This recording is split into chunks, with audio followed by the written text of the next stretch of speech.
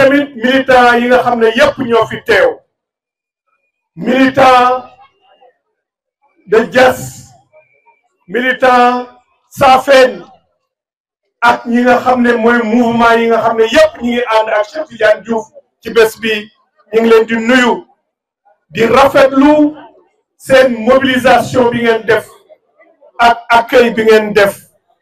muy mobilisation bu rafet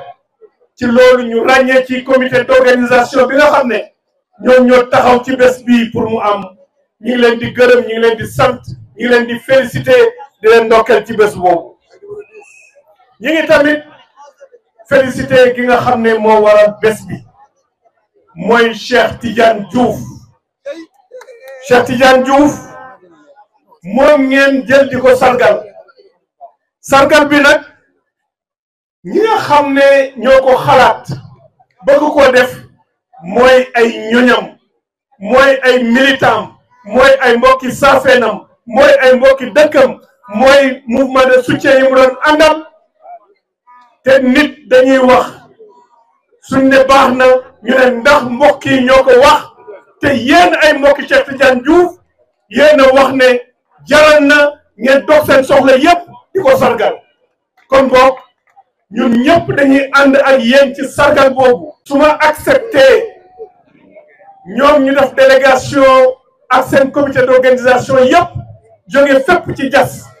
ñëw ak sama bureau toog ak man ne ma yow la ñu bëgg a tànn pour nga jëmmal bés bi nga nekk pare bés bi loolu tiitar la pour man mënuma koo ñàkk a nangu ndax lan ndax d'abord département de Mbour mooy département wu Ousmane Tanor Dieng pour sama kóllëre ak moom pour sama diggante ak moom ak su fi nekkoon tey jii moom mooy taxaw ci wetu Cheikh Tidiane Diouf suñu accepté parrainage bi tamit mooy activité bi dafa nekk activité d'animation de vie et de mobilisation du parti te loolu moom la parti bi bëgg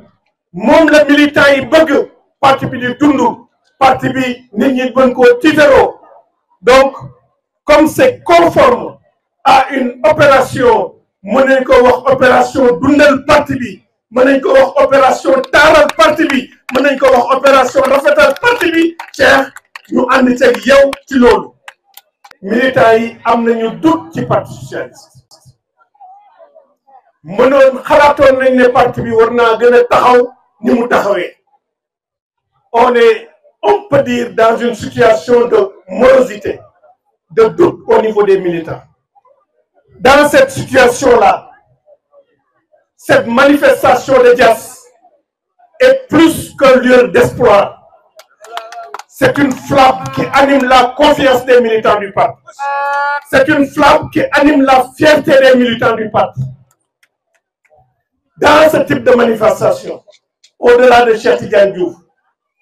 tout responsable du parti qui voudra qu'on soit à ses côtés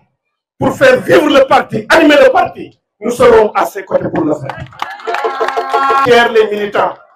qui les rend confiants, tous les militants, au-delà des militants, c'est une flamme qui rend confiants les non-concitoyens qui sont nombreux et qui pensent que le PS doit continuer à mériter sa responsabilité et son rôle historique de parti qui a édifié l'État, qui a édifié la nation, qui a édifié la République et qui a jeté les bases d'une démocratie mature qui respectait en Afrique. Et pas nostalgique des puissantes réflexions qui sortaient de nos universités d'été avec des discours d'orientation de haute facture du camarade Ousmane Tanor Dieng. Quel est le socialiste qui n'est pas nostalgique des manifestations de commémoration du rappel à Dieu du président Senghor, qui faisait venir des universitaires de renom qui discutaient sur la pensée de Senghor, sur le socialisme. Les militants du Saloum, du Kayor, du Niambour, du Baol se souviennent des tournées de Ousmane Tanor Dieng qui arpendaient les pistes pour faire vivre le Parti socialiste. Nous sommes nostalgiques de cela, camarades. Mais avec des manifestations de ce type, le défi sera relevé. Et pour relever ce défi,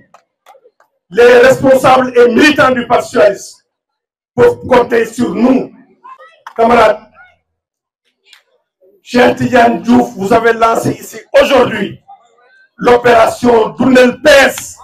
l'opération Taral PS, et nous devons tous nous y engager, comme le séminaire du bureau politique nous y a engagés. C'est une activité aussi qui est conforme au mode d'ordre d'occupation du terrain politique lancé par la coalition à laquelle nous appartenons, la coalition Benno Bokk Yakaar. Ce Benno Bokk Yakaar dans lequel nous réaffirmons notre ancrage pour une consolidation de la dynamique unitaire. Pourquoi nous le faisons? Parce que sous la direction du président Macky Sall, Benno Bokk Yakaar, qui est le socle politique des institutions exécutives, le gouvernement, législatif, l'Assemblée nationale, territoriale, les communes et les départements, consultatifs, le Haut Conseil des collectivités territoriales ou le Conseil économique et social, ce Benno Bokk Yakaar-là, dont nous faisons pas partie, est incontestablement fier des réalisations que nous avons eu à faire dans ce pays, dans tous les domaines, pour conduire le Sénégal vers l'émergence. C'est pourquoi j'appelle l'opposition à la sérénité. J'appelle l'opposition au respect des institutions républicaines. C'est ça qui nous sauvegarde, nous tous. J'appelle l'opposition au respect des règles du jeu démocratique. C'est pourquoi j'appelle toutes les forces vives de la nation, au premier rang les partis politiques, ceux qui veulent concourir pour le suffrage des Sénégalais. Je les appelle à accepter le dialogue. Dialoguer sur nos divergences. Dialoguer sur nos différends, sur nos malentendus, sur nos contradictions, pour l'intérêt du Sénégal. Et la première de ces responsabilités, bi ñu am ñun Parti socialiste, mooy dialoguer d'abord ci suñu biir, mooy dialoguer d'abord au sein du parti, un dialogue sincère, un dialogue franc pour l'intérêt du parti. ñi nekk ci parti bi ñëpp ku ci nekk xam na sa morom li mu mën, ku ci nekk sa morom li mu mën ñu jox ko du tee nag ku ci nekk jàppale keneen ki ci li nga xam ne moom lañ ko dénk pour suñu parti am doole, pour suñu parti taxawaay bi mu war a taxaw ci réew mi mu taxaw ko. pour ginnaaw suñu dialogue suñu parti dafa am ay valeurs yu ñu am te dialogue boobu kat commencé na ak suñu séminaire bi ñu defoon, mais c'est pas suffisant, il faut aller plus loin. mooy dialoguer aussi au niveau de toutes les forces socialistes, dialoguer au niveau de toutes les forces de gauche, dialoguer au niveau de toutes les forces de progrès, pour que suñu idéaux yi ñu am, suñu xalaat yi ñu am, ñu bañ koo seeyal sans pour autant am identité. Dialoguer aussi de façon sincère en nous respectant au sein de la coalition à laquelle nous appartenons. Mais après, dialoguer maintenant au niveau national pour ce qui nous réunit, le Sénégal qui nous dépasse tous, qui dépasse nos partis politiques, qui dépasse nos personnes. Je voudrais encore remercier le camarade Cheikh Diouf. Je voudrais le remercier pour cette initiative de mobilisation. Cheikh, tu es un militant engagé, un militant qui ne triche pas, qui est sur le terrain, qui est aux côtés des populations. Je suis persuadé que dans l'histoire du Parti socialiste qu'on écrira, ce sera avec toi. Aussi bien à Diass, dans le département de Mbour, dans la région de Thiès, qu'au niveau du Sénégal. Niadiar, tu as été un compagnon loyal de Tanor. Je connais l'histoire que tu as eu à écrire au niveau de ce parti socialiste. Lorsqu'il a fallu qu'Ousmane Tanor Dieng émerge au niveau national, comment tu as été à côté de lui? Comment tu as permis de régler certaines situations? Tu as une responsabilité aussi aujourd'hui que Tanor n'est plus là à jouer aussi bien au niveau du département, au niveau de la région, au niveau national, pour que ce parti socialiste-là, tous les gens qui le composent actuellement, ne puissent pas demain baisser les yeux devant Ousmane Tanor Dieng.